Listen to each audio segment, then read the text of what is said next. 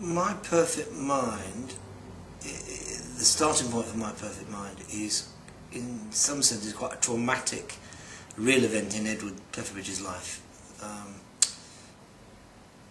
And we decided to try and make a show from that trigger because at the time Edward and I were talking about the notion of doing something together, and Edward said, well, maybe we should do like a pocket version of King Lear, where he played Lear and I played the fool.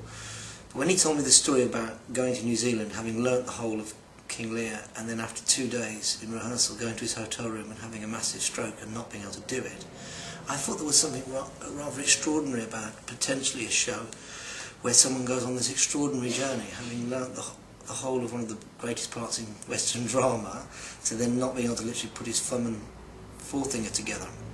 And we hope that there's something in there about the human spirit and resilience and fragility, and but it's not about that event. I mean, we touch on that event very, hopefully quite surprisingly, sometimes quite lightly, sometimes comically, but that's not what the show is about. It's a trigger to explore this notion of human fragility, and obviously via Shakespeare's King Lear as well. As a company that revels in the notion of play, in the best sense, to play seriously, it's always the starting point for all our work, and it's no different with something like My Perfect Mind. However, all the work differs because of the personalities involved, because of the different people in the room, the combination of people. So I think play is very much at the heart of My Perfect Mind, but it's playing in a slightly different way. I think that some of the improvising and the way we're improvising is different just because of Edward, which is fantastic.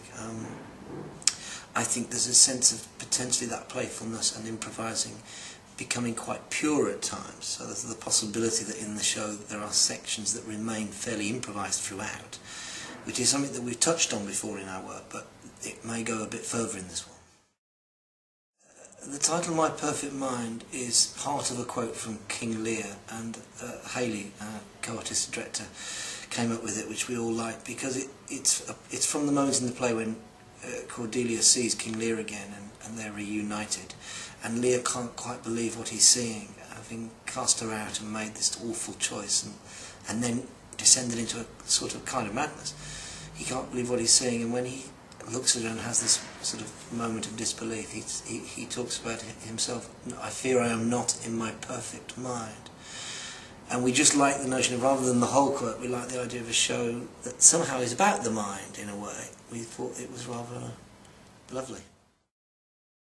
Obviously the only reason we make anything is to have an effect on the audience. That's always our overriding consideration when we make anything.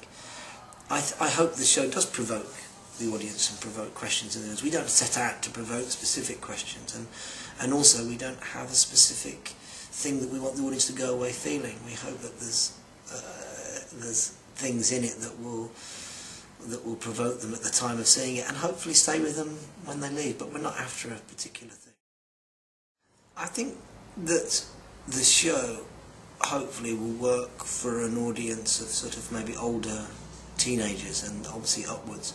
I think there's something about the playfulness and anarchy of the show, which is obviously very particular to Told by an Idiot, which I think works brilliantly for a younger audience. And the show isn't, as I said earlier, it's not about a stroke, it's not about that.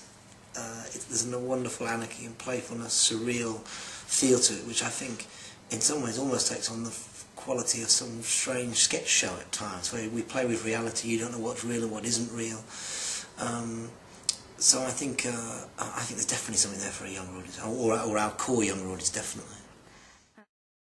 Told by an Idiot workshop for me is about playfulness and openness.